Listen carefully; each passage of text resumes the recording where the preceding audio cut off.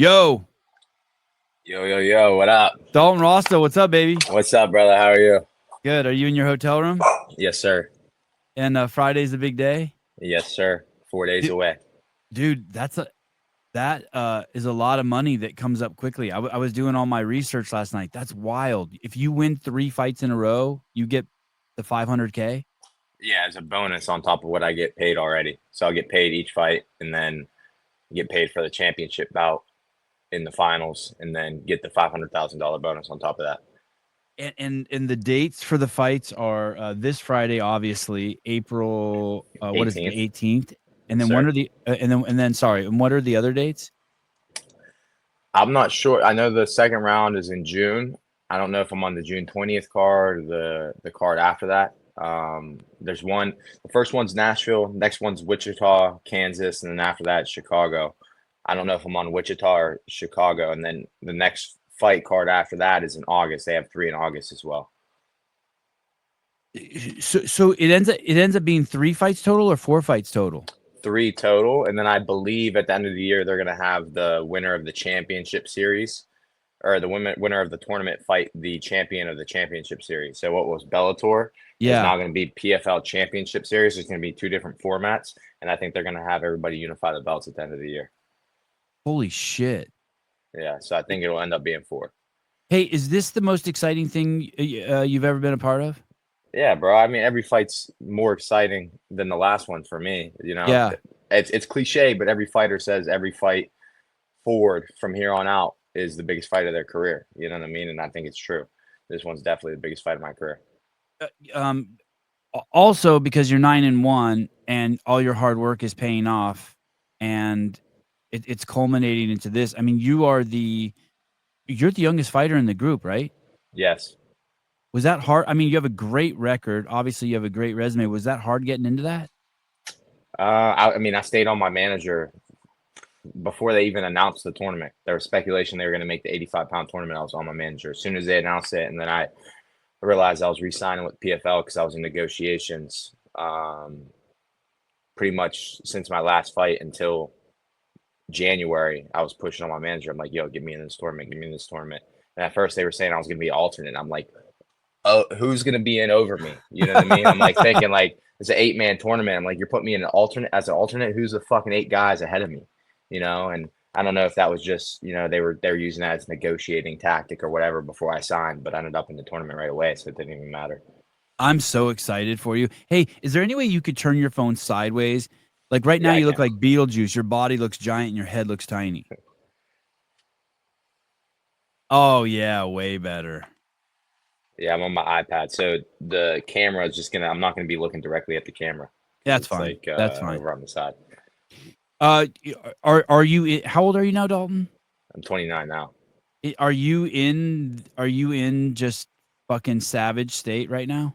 Bro, I'm in my fucking prime, dog. Fucking 29. I feel great. It's the best I ever felt. I know I say that every fucking fight, but man, it's something's different this time. You're clearly getting better and you're training with great guys, but there was you have gone through some physical adversity. I know you don't like to talk about it, but you have gone through some physical adversity. Is all that gone away? Yeah. Yep. Injury free. No, nothing going on at all. So this is the best I ever felt physically, emotionally, mentally, spiritually, everything. This is the best I ever felt, bro. Your last fight that I saw against the Nordy guy, I was really concerned for you. I was like, holy. Yeah, third round got a little ugly. So I was just concerned looking at his resume. His pedigree was gnarly.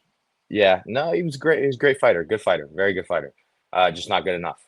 Yeah. At the end of the day, you know, I think that I was way better than he was. I was kind of coasting in that second round. Probably shouldn't have. After the first round, I looked over across the cage and he's like has his hands hanging around his coach, head down, exhausted. You know, I was ragged on him a little bit on the ground there. You know, had a couple big slams, and he was tired. It looked like.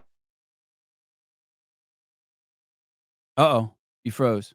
I was like, I can't do that. I got to go in here and get the finish. And he backed me up to the cage, and then I switched stances. I blitzed forward, hit him with like a backhand when I switched southpaw, and then a lead uppercut, smacked his head back, and then I was like, okay, I got to go for the kill now.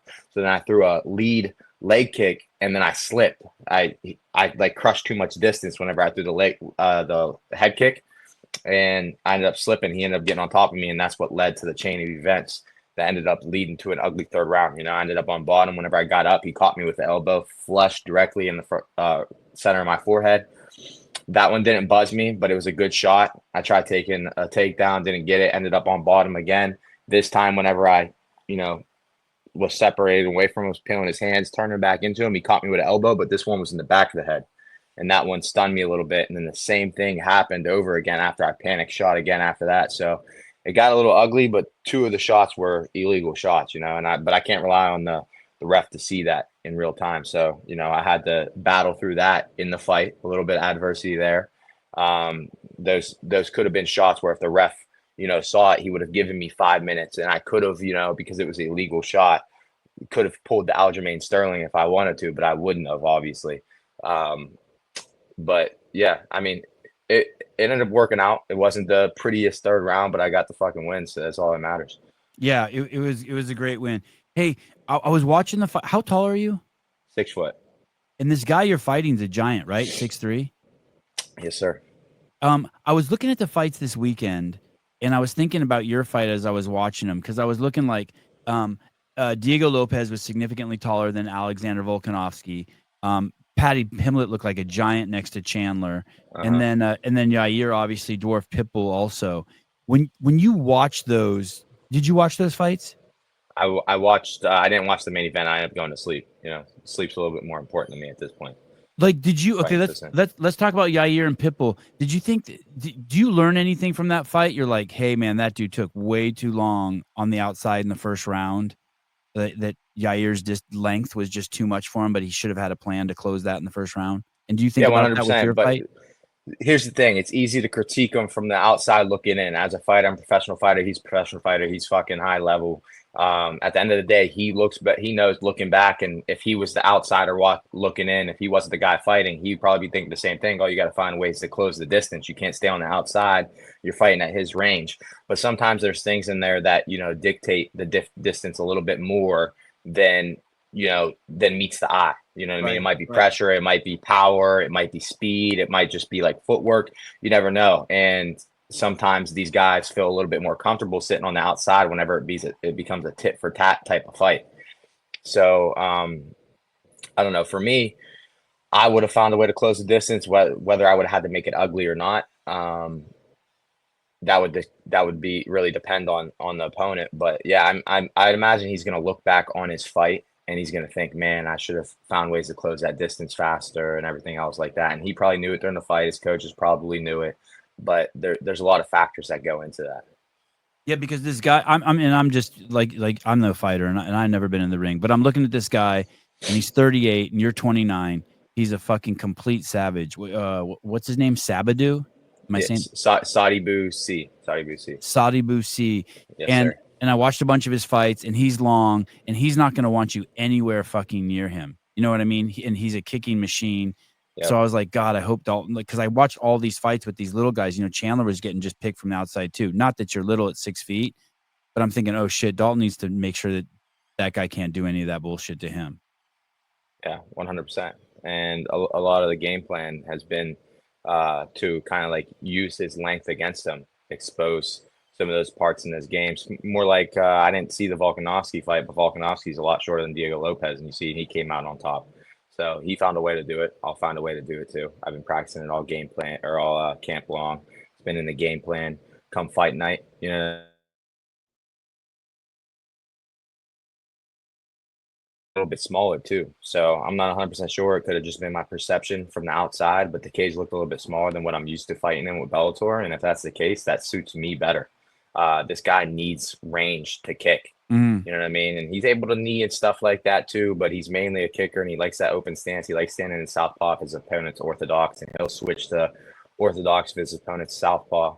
But at the end of the day, he needs length to kick, and you crush that distance and put him on his back foot and pressure him, and especially whenever I touch him with my power, because I'm coming in there and I'm fucking throwing heat, and he's not going to like that. And I see several ways for me to get this victory. Did you travel alone? Yeah, I did. My coaches come up on Wednesday, but there's some of my teammates and other coaches and stuff are here too, so I'm gonna be getting workouts in with them. And the is this on ESPN ESPN Plus, yeah. on Friday night? Yes, sir. And what Main time is? card starts at 7 p.m. Eastern time, and I'm the co-main. God, I'm so fucking excited for you. Hey, Yeah, me dude. too, bro. I can't fucking wait. It's been a while. Yeah, it's nuts. I'm so excited for Friday. Hey, what about if let's say your fights on average are every 8 weeks. Uh-huh. Sometimes I'll hear fighters fight and they'll be like, "Hey, the guy was put on a 6 month blah blah blah because like he stubbed his thumb or like something happened to him." Yeah. I don't know what it's called. Is that a concern for all the fighters since there's 8 of you and you're like, "Hey, not only do you have to win, but you have to be able to get past the commission or the health inspection to fight again in 8 weeks?" Yeah, maybe, but that's not on my mind right now. All I'm worried about is this fight right now. I'm not focused on the next round. I'm focused on Saudi BC. I'm focused on Friday night, and we'll cross that bridge right after the fight whenever we get to it. Your training partner, right, Josh Silveira, Silvera, yeah, Silveira. yep, When he got, I couldn't find the fight anywhere. All I found on Twitter was the moment they stopped the fight when yeah. he He fought C. separated his thumb or whatever. Is that why you said stubbed your thumb? Is Yeah, that why you stubbed your brought thumb. Yeah, that yeah, up? yeah. Um, Yeah. So the game plan in this fight is to go after this guy's thumbs. but the cool part is the clip I saw. He's on top of the dude. Yeah, he took him down. He had him on a single leg, pulled him out, tripped, gun down, and everybody touts this guy's, takedown defense, and he does have a good takedown defense. I'm not going to sit here and bash the guy. The guy's a great fighter, Yeah. great striker, good takedown defense, but I just think I'm better everywhere, honestly. And I know people are going to like look and think, bro, you think you're a better striker than him? I think I can outstrike him. I think there's points in his striking game that benefit me that really play to my style, and I think I could take advantage of. And I'm going to be able to out wrestle him. And I don't think his takedown defense is better than my takedown offense. I'm not saying he's not going to go in there and fight me hard on the takedowns. I'm not saying he's going to go. I'm going to go in there and it's going to be a cakewalk in the striking because it's not. Everywhere is going to be tough. But at the end of the day, I feel like I'm better than him. I feel like I'm going to be able to outgrind him, and I feel like it's going to be a battle of will. I saw you in an interview saying that people say that you're the underdog. You have the best record, but most of the guys have twice as many fights as you. Why do people say that the underdog? Just because of People, I feel like in MMA place too much emphasis on experience. You know what I mean? And experience does matter. But I've been in the cage as a pro 10 times already. I was in the cage as an amateur 7 times. I had 8 amateur boxing matches. I have a, you know, wrestling pedigree in high school and college. The competition experience is there. The experience in bad situation is there. The experience in adversity is there. So I don't know where where that question comes from, but it seems to be a popular question. And to me, it just seems generic. Like some of these journalists, I feel like are getting really lazy with the questions they're asking, and they're putting too much emphasis on that. At the end of the day, man, I don't give a fuck about experience, dude. I think I'm the best. I know I'm the best fighter in this weight class, period. I don't think there's anybody in here that can beat me. And at the end of the day, I don't give a shit about experience because when that cage door closes, I'm the best man in that fucking cage. I'm the best man that graced that cage on Friday night, period. And I'm going to show it. So experience out the window. I don't care. We're talking about skill. We're talking about power. We're talking about speed.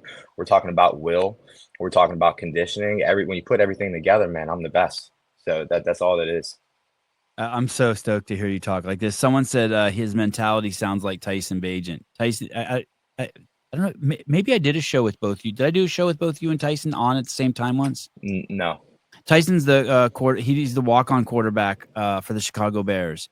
He walked in from D2 and then started 5 games his first year, and now he's sitting underneath Caleb Williams over the Chicago Bears. But great dude and savage. Everyone in Chicago loves him.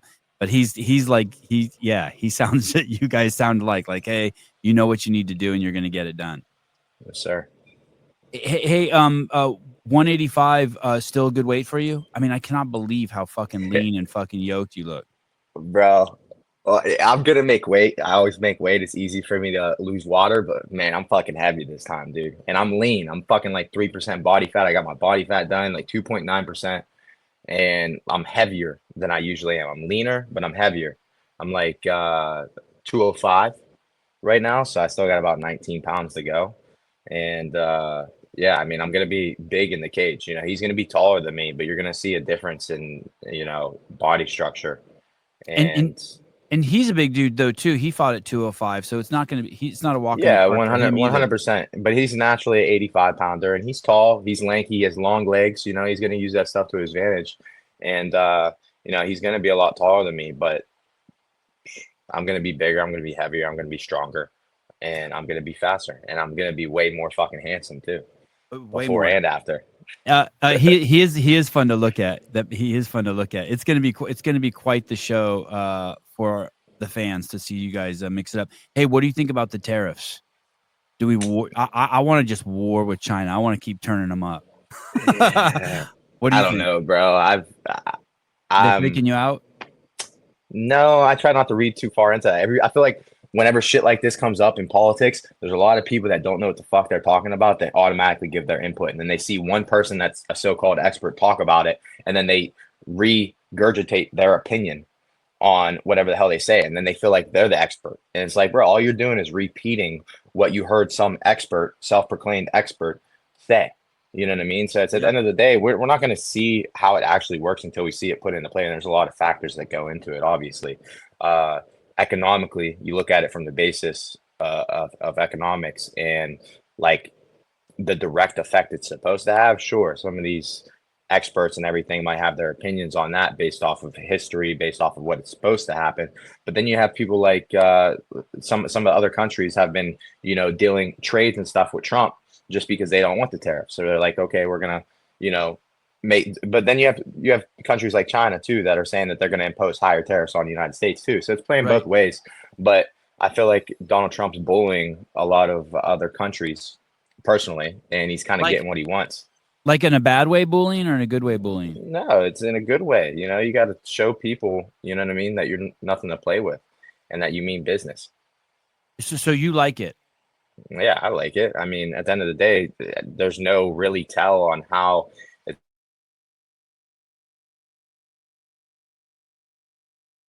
the concepts behind it. And I'm not going to sit here and argue with people on social media about whether it's good for you, whether it's bad for you, and how it's going to affect the average American's life. We don't know. And we're just listening to a bunch of economists' opinions that are differing a lot. You know what I mean? A lot of these people are having contradicting opinions of each other, and they're both experts. So it's like, it's going to be a he said, she said type of game. So what's your take on it? My take is trade is out of balance. He's trying to get it back in balance. So we're not paying higher tariffs than other countries. It's as simple as that. And that basically, but now you have trade. Yeah, but now you have other like countries who, like, for example, car manufacturers, and they're wanting to, and everybody's like, oh, this plan has been in place for multiple years, but now they're taking, other like car manufacturers, what, Hyundai? How do you say it? Yep, Hyundai. And they're going to be manufacturing in New Orleans or Louisiana, right?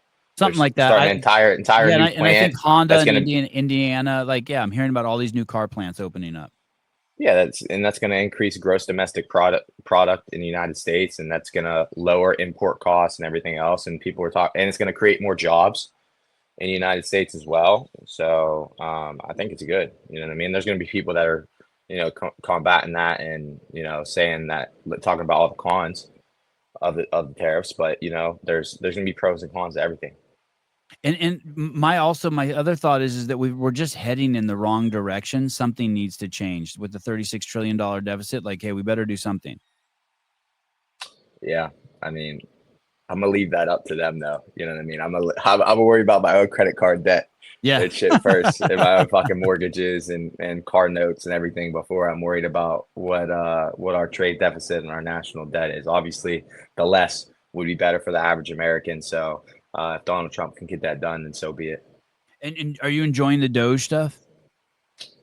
Bro, this is what I don't get. So this is the thing that irks me the most. They're exposing all this extra spending and mitigating it, minimizing it, and you have people that actually have a problem with it. You know what I mean? It's like, why do you have a problem with, a organization essentially like Doge coming in and exposing all this extra spending and saving money towards the national deficit? And people are going to be like, oh, well, that's not even going to put a debt in it. It's like, yeah, but if you have that mentality, it's like when people are donating to a foundation or a charity, every dollar helps. If someone's like, oh, I can only donate $2, that's not going to help, and they don't donate the $2, then you have a million people saying the same thing, that's $2 million less dollars to the charity at the end of the day. So it comes from like a group collective type of thing. So if you minimize and mitigate spending here, you cut spending here, and you're exposing all this extra spending that wasn't there. One, you're exposing all the corruptness of the government and seeing exactly what all these people were doing with your tax dollars in the first place. And on top of that, you're gonna decrease the trade deficit, even if it's at a fraction. You're taking little hits at a time. You're chopping a tree. You know what I mean? A little bit at a time, a little bit at a time, a little bit at a time. And then they're talking about like the refunds that people are gonna get in their fucking taxes from them chopping all the spending, and then people are getting excited about that. But it's like a lot of the people that are getting excited about that are the people that were against the tariffs and against the Doge and everything at first. It's like make up your mind. I saw some stat that 94% of the people who work in the federal government don't go to work. They work from home. As soon as I hear that, I'm like, yeah, no wonder you don't fucking like Doge. Bro, I feel like 95% of the United States period works from home now. Yeah. It's wild. They were saying that it's basically just security guards and janitors protecting empty buildings, cleaning and protecting empty buildings in Washington. Yeah, bro, I don't fucking get that, dude. Like, and then the crazy thing is you'll have all these fucking people that work from home, and then they'll be complaining that all they do is work. It's like you're sitting at the comfort of your home on your couch, you have the TV on while you're taking calls, you're doing your work, and you're half-assing your work, and that's why you're not, you're not doing any better in your career, you're not advancing, you're not getting promotions, nothing. And only person someone can blame is themselves now. Caller, hi. This better be good. This better be good. Caller? What? I didn't hear you. Hello? Do you speak English? Yeah. Okay, go ahead. What? Wait, who are you? I don't know if I have the right number. All right, thank you. Get help for that condition. That call's from Sweden. That was weird. It was from Sweden. Did she say, who are you? Was it really from Sweden? Yeah, it was from Sweden. Maybe it's my opponent trying to fuck with us. I thought I saw it was a girl. It wasn't good. It wasn't good. Yeah, I work from home. I got fired. I landed at home. Hey, one of the things I was kind of along Doge and then your own training. When you go in the ring, you have to know that you did everything right preparing, right? Like if you took a day off and drank or skipped a day, you're fucked. Yeah, it affects your confidence. And I feel like that's why I'm so confident. If you see me in the gym every day, you see the work that I put in. And then outside of the gym, people don't know what I'm doing. I'm doing the extra running. I'm doing the extra training at different gyms. I got a boxing coach. I'm doing conditioning. Like, bro, you know how many times at the gym after grappling practice that there's a turf strip next to like all of our mats and shit, and then we have a strength conditioning room with bags and Aerodyne bikes and ski ergs and all this other shit. And there's been several times, this isn't counting just the jogging that I do after the gym sometimes for extra conditioning, but I'll be on the side doing sprints and everybody's just sitting around talking. You know what I mean? Our practices are fucking hard, bro. They're tough. So this isn't like a jab at anybody saying people don't work hard, because they're still working hard during the practice, but it's the stuff, the extra shit that you do that sets you apart. And at the end of the day, I was doing all the extra shit. I was training hard as hell during the practice, not losing any quality during my practice rounds and during my live rounds and my skills training, and still doing all the extra shit after, doing hill sprints at a park called Vista View Park, jogging the Everglades, riding the bike, Aerodyne sprints on the turf strip right after practice, doing all my grappling, doing all my sparring. I got to the point, bro, where I was taking people down so easy in my sparring, and I was controlling them so easy that I wasn't actually pushing my cardio at all, and I felt like it was too easy. I started letting them up. And I'm like, okay, I'm just going to take you down again. You know what I mean? I let them up instead of letting them fight up, because it seems like they start losing fight. And then they start losing like a little sense of spirit because they're glued to the mat, and I'll let them up. Next thing you know, I'll strike them, take them down again. You know, let them up, do it again, just to push my cardio and push myself, and like kind of like tell them like, yeah, I could do this to you. You know what I mean? I like that's exactly what I was thinking too, that it would only increase your confidence. Yeah, knowing 100%. That you did everything perfect. Caller, hi. Hey, good morning, guys. Just want to say good luck on Friday, Dalton. You always put on a great show and are really excited to watch. So thank you for doing that, and really excited to see what you do on Friday and how you progress in the tournament. Thank you, man. I appreciate it. Really do. Thanks, dude. Don, take me down. Do you have an OnlyFans, Dalton? Nope, and I never would. They actually offered me a sponsorship. They want to do a sponsorship with me and asked me for training videos. It would be just training videos, nothing like that the girls do nowadays. But I turned it down. My manager called me. He's like, hear me out. He started the phone call. He's like, I got another sponsorship opportunity. I'm like, okay. And at first, the tone of the call, I thought he was going to tell me before he told me about the sponsorship opportunity that my opponent pulled out. So I was like, okay. And then he's like, I got a sponsorship opportunity. And I'm like, okay. Like, why, what's with the tone? He's like, hear me out. And he started talking. He was like, so OnlyFans. And as soon as he said OnlyFans, I cut him off. I was like, absolutely not. And he just kept talking. He just kept talking. And he talked for probably about 2 or 3 more seconds. I said, absolutely not. And then he was like, but you didn't even hear how much they're offering or what they want. They only want training videos. And I just said, absolutely not again. And he was like, okay, I'll tell him that you said no. Hey, let me ask you this. Let me paint this picture on the side of your manager. Let me play devil's advocate for a second. So, do you know who Whitney Cummings is, the comic? Do you know who Whitney Cummings is, the comic? I don't. Okay, so she's awesome. And my wife the other day sent me a link to OnlyFans, and I'm like, and it's to this Whitney Cummings stand-up comic, right? So I go over there, and it was free, and I watched it. It was it was so good. If you have time, if you want to get distracted, watch that stand-up routine. She is so funny. But but I understand why you wouldn't want to go there, because there's fucking 80 million dudes who are there a day jerking off. And even if you just do training content, there's probably end up some dudes who fucking jerk it to you. Is that the reason why you don't want to be on there? Because you know it's just a fucking cesspool. Even though you wouldn't be doing, I think they're trying to broaden their horizons by just having more than just, chicks for guys to jerk off to. But is that the reason why you just don't want to be affiliated with something that's like that? Yeah, they are trying to broaden the horizons, and that's why it was originally for coaches and nutritionists and training videos and stuff like that. That's what it was supposed to be for. Yeah, but then women, I didn't know that. Women nowadays, I don't want to seem too hateful because not all girls are like this, you know what I mean? But there's a lot of women nowadays that took advantage of the opportunity and they're selling their bodies to make money. It's virtual prostitution. And people might agree with me, they might not. At the end of the day, that's what it is, The only thing some of them are doing sexual acts on there and shit too. But you won't catch me paying for that shit ever. I won't ever pay for fucking OnlyFans. And I don't understand how some of these dudes do, but a lot of these dudes that are paying for OnlyFans most of the time are, pedophiles, creeps, guys that are overweight, 60, 70 years old, just really like, these are the same dudes. I tell people all the time. I said, some of these girls, and they'll, be advocates for OnlyFans. They'll try to get other girls and stuff to join with them. And I tell them at the end of the day, I'm like, listen, 10 years ago, if some fat, overweight, hairy, balding pervert messaged you on Instagram just randomly and said, hey, if I give you $20, I'll give you $19.99. Send me a picture of your boobs, send me a picture of your pussy, and send me a picture of your asshole. Would you do it? She's going to screenshot it. She's going to put it on her Instagram story. She's going to say men are such pigs. She's going to call the cops. She's going to report this dude, everything. Fast forward 10 years to today. Now that guy doesn't have to do that anymore. He doesn't have to go out of his way, embarrass himself. He doesn't have to get screenshotted. He doesn't have to get reported. He doesn't have to get the cops called on him for sexual harassment.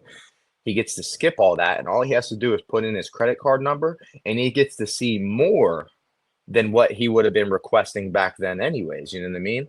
And, and there was probably a sense of like embarrassment and humiliation about these guys. The pussy marketplace. That's exactly what it is. And at the end of the day, I don't want to be affiliated with that. And even if they're trying to broaden horizons, they're trying to change it, they're trying to get away from that, I don't want to be a part of it. You know what I mean? I don't want my name attached to that. Just like brands, will drop athletes whenever an athlete gets in trouble with the law. They don't want to be affiliated with that. On the reverse end of that, I don't want to be affiliated with a company that's known for virtual prostitution. I don't care how much money they would have been paying me. I didn't even hear the number. You know what I mean? I didn't even let my manager tell me the number. And at the end of the day, I just don't want to be affiliated with that. Funny thing is, I told my friends were like, you should do it. It's only training videos, blah, blah, blah. How much are they paying you? All this other shit. And I'm like, listen, at the end of the day, it's about who it is. Mm. You know what I mean? It's like the same concept, like I said, about athletes and brands dropping athletes. But it's like with friend groups, like you don't surround yourself with just anybody. If you're friends with somebody and they're hanging out with somebody that you don't like, you're not going to hang out with that person while he's with that person. You'll hang out with the person on another time. You know what I mean? Or you might not be friends with him at all if he's friends with your enemy. You know what I mean? It's like who you surround yourself and who you affiliate yourself is usually who you are. And I don't want that image of myself.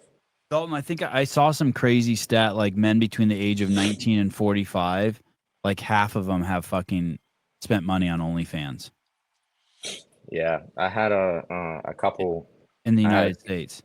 I had a couple friends, female friends that like were, I don't want to say accusing me, but kind of like playfully like saying like, oh, it's guys like you that, you know, promote that stuff anyways. You're buying it. I'm like, me? I'm like, don't couple me with that. Yeah. I'm not the one that buys it. I don't fucking do that shit. You won't catch me spending a money or a dime of my money on that shit, on that content, nothing. I've never paid for freaking women a day in my life. You know what I mean? I'll take a girl on a date. I'll take her out to dinner. That's what I'll spend money on a girl for that. I'll buy a girlfriend, you know, gifts and stuff like that. But you're not seeing me spend money on a chick like that. No way. And why do you think you're like a Standy? Oh, I like Dalton. Why do you think you're like that? Why do you think you have that line in the sand? Is it religion or values or both? No, it's not religion. I'm not the most religious person. But it's just values, morals. Kind of, I don't want to say I was raised that way because my dad didn't even like, you know, tell me like any of this stuff. It's kind of just like I feel like he led by example. Like people ask me why I don't drink, and I give them all these reasons. It was for athletic performance. It was like I was trying to give myself a little edge. Like I've never drank a day in my life, never had a sip, and people are always trying to ask why, and I give them these reasons, and I think about it, and it's like, you know, it goes deeper than that. You know, like I was scared too at one point. I was scared to jeopardize my performance. I wanted to optimize my performance, and then I think back even further. It's like I've never even seen my dad take a sip of alcohol. There was never beer, never alcohol in the house. I go in a lot of my friends' house, and their parents, like whenever I was in high school or college, their parents will have like beer or alcohol or vodka or something in the fridge or in the cupboards or something. None of that was ever in my house. Never saw my dad take a drink, nothing. And like everything, and he never told me I couldn't drink. You know what I mean? He just led by example, I feel like. And I feel like a lot of the things we talk about and a lot of the goals and aspirations that we talked about, he was always like trying to push me towards bettering myself. And I feel like subconsciously I developed the mindset where like I don't want to do anything that can jeopardize my future. Hey, you're not missing out on anything, and I'm going to tell you what every smart fucking old person does. The only thing we do is like I always want, because I smoked cigarettes for I don't know 15 years, and all I wonder ever about it is, oh, I wonder how my performance would be if I would have never done that. And so like you're not missing out on anything, and if some point you want to fucking drink, you can drink when you're 40. You know what I mean? Yeah, but I'm not even going to do that, bro. I'm But 29 I mean, now. I'm in my late 20s. There's no Yeah. point in doing it now. I would Yeah, never well- do it. I have no desire to. good. Honestly, good. like I'm not I gonna watch try- people drink. It stinks. These people get drunk. They make foolish decisions. I see them hungover and throwing up the next day. They feel like shit. They don't want to do nothing the next lowers day. their testosterone. Lowers their testosterone. All that, bro. Makes And them it's sleep with fat girls. bro, it's just there's so many things wrong with it. And it's like at the end of the day, people are in my DMs all the time asking me like how are you built this way? What do I do for my diet? Blah blah blah. And I feel like the first thing I could tell anybody is to like completely omit alcohol from your diet and your lifestyle, period. No drinking at all. Not once a month, not once every 2 months, not once a week, not at all, zero. And I feel like that's the start of everything, because that's going to help your hormones, that's going to help your metabolism, that's going to help like your entire the way your body functions at a cellular level. You know what I mean? You get your blood work done while you're drinking, and then you not like physically while you're drinking, but you drink every I weekend, you get your understand. blood work. Get your blood work done again, it's going to be significantly different. And then after that, and then I could see that you're serious about a lifestyle change, then we can start working on the other things. You know what I mean? Then we start working on a diet. We can start working out on like your training program, your strength and conditioning, stuff like that. But I will never, if I see someone talking about seed oils, and I see someone talking about red and blue dyes and yellow dyes and sucralose and all this other shit, and then I also see them drinking out on the weekends or posting pictures on stories at the bar, I will never take you serious, and I will never have a serious conversation with you about health ever, because you're Wow. making a joke about yourself. You know what I mean? I'm going to treat you exactly how you're treating yourself. You're a joke. And that might sound harsh, but it is at the end of the day. You know what I mean? Hey. Alcohol is a legit poison, and you're worried about seed oils. Hey, fair. Dude, every time I talk to you, I respect you more. Hey, let me ask you this. This is a lighter subject. You do kind of look like Rich Froning, like you could be related to him. Has anyone ever mistaken you for him? No, but Do you know who someone that told is? me. No. He's but I a got- CrossFit Games champ from a while back, but you guys have the same. He's built like you. He's smaller than you, but he has very similar symmetry to you, skin color, eyes, hair, face. That's funny. I never noticed that till this guy said that. You guys could totally be cousins. I got told that I look like somebody the other day. Forget what he was in the movie House of Wax, some shit like that. Let me see. Oh, someone even says you kind of look like Luke Parker. You could see that too. If Hold Rich on. Froning's uncle married a 6-foot Swedish model. Let me see. I got told I look that Chad Michael Murray.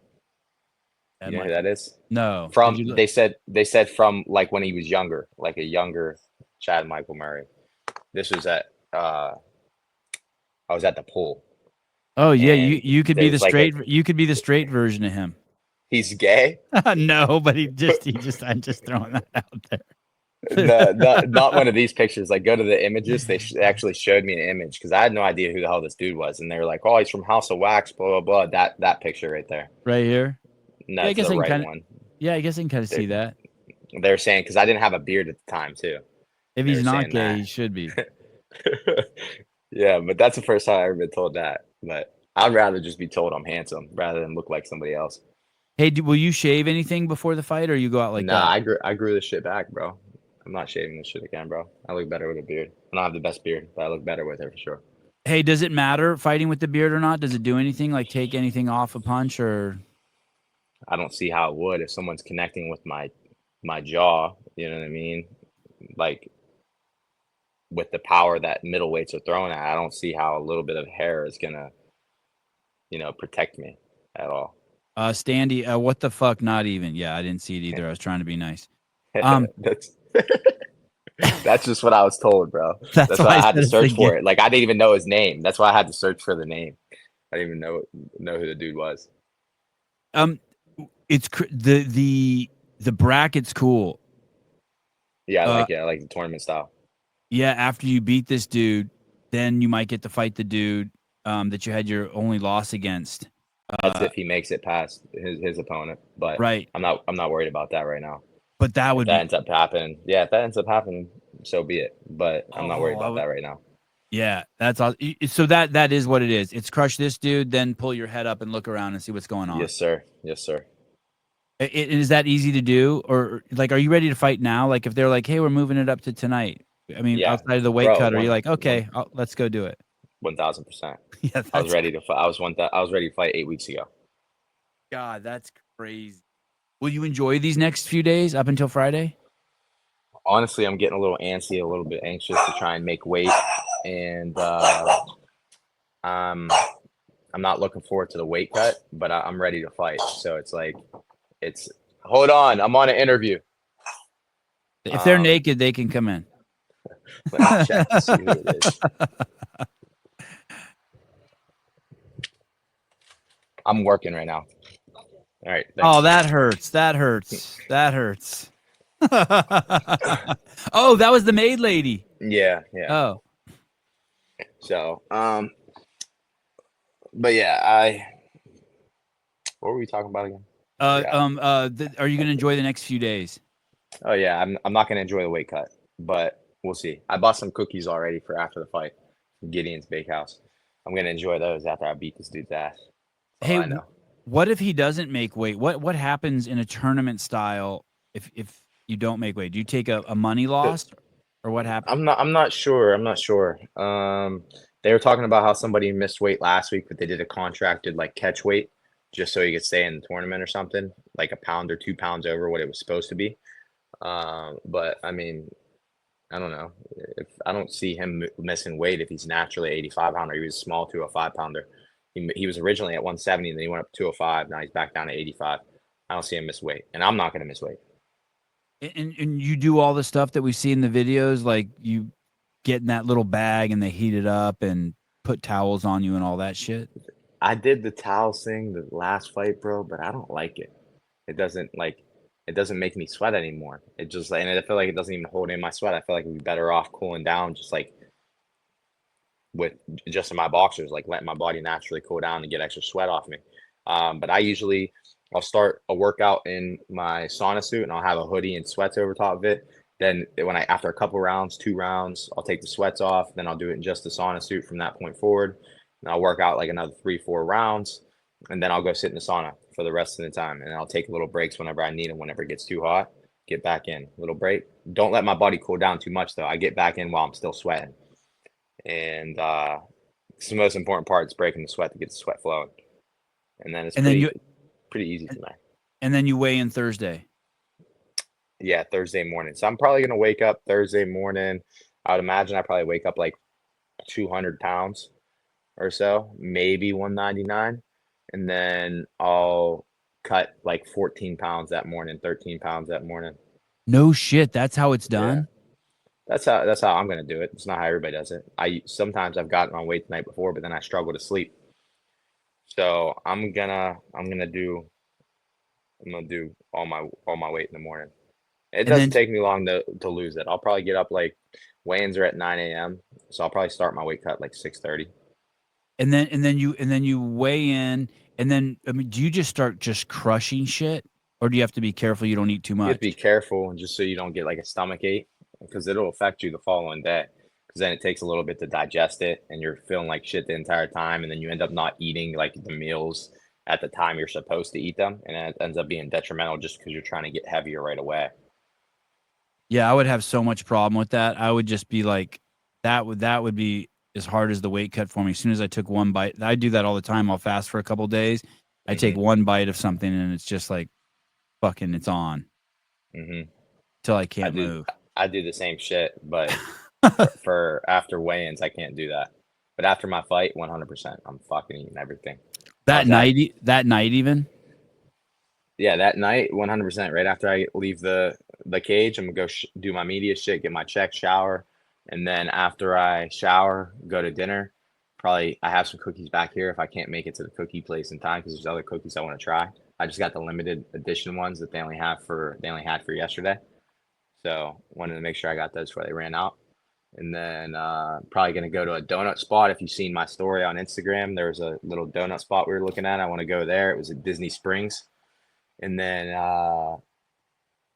Ghirardelli's milkshake factory or whatever it is.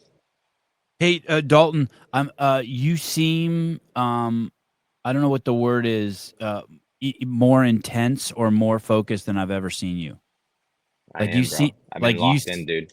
Yeah, you seem like you're really like even just the way you talk to that lady at the door, like you're just like you're all business. I'm fucking locked in, bro. I've everything I've been doing locked in. There's Pegasus right there. My dog brought him with me. There's you did bring your dog with you? Yep. Pegasus, come here. You didn't hear bark? Come here. Hey, what's he gonna do during the fight? Here he is, right here. What's he gonna do during the fight? He'll chill in the hotel room while I'm fighting. I'll only be gone for a couple hours. How close is the venue? 10-15 minutes probably. You had your you were talking about how you had your best friend from way back in your corner during the Nordy fight. Is he in the corner again? Yep. That's cool. When you I gave wrestled with him in high school, and he was in my corner. He came to my fight in Ireland. I threw him in my corner, and I think it made a difference. And had he heard that story before you gave that interview? Did you ever tell him that? Yeah, I told him right after. Oh, that's cool. I was in the back, fucking getting examined, and I told him about it. Oh, that's awesome. That probably made him feel so good. Yeah, out of everything in the entire fight, that 1 fucking second, you know what I mean, where I heard him say that made a difference, honestly. And what did he say to you exactly? He said, you got to dig deep. It's like, how bad do you want it? I was in a bad spot. You know what I mean? I don't know what you mean, but I can. I was in a bad spot in that fight. You know what I mean? Most people would have just covered up and taken the TKO loss. All right. I'm fucking stoked to have you on. I'll be watching the fight Friday, 7 p.m. Eastern Standard Time, ESPN Plus. Yep, and I'm the co-main event, so yeah, that's probably awesome. Be on 8 o'clock, if I had to guess. Hey, dude, I really appreciate you taking this interview last minute. I can tell you're fully dialed. Appreciate you chopping it up with me. I'm excited to see it. Congratulations, you deserve it. I can already see the $500K in your bank account. My man, I'm looking forward to it, brother. Thank you for having me. Yep, anytime. Thanks, dude. Yep, have a good one. Ciao. Wow. He is fucking intense right now. Whew, yeah, he is a cool dude. He's cool as shit. Wow. I could feel how intense he is. Oh, thank you. Good catch. Deserve. Deserve based on the fact of how hard he's worked. Yeah, fight mode. Holy shit. It's like talking to a dude who's driving a car at 150 miles an hour. You know what I mean? Just fucking locked in.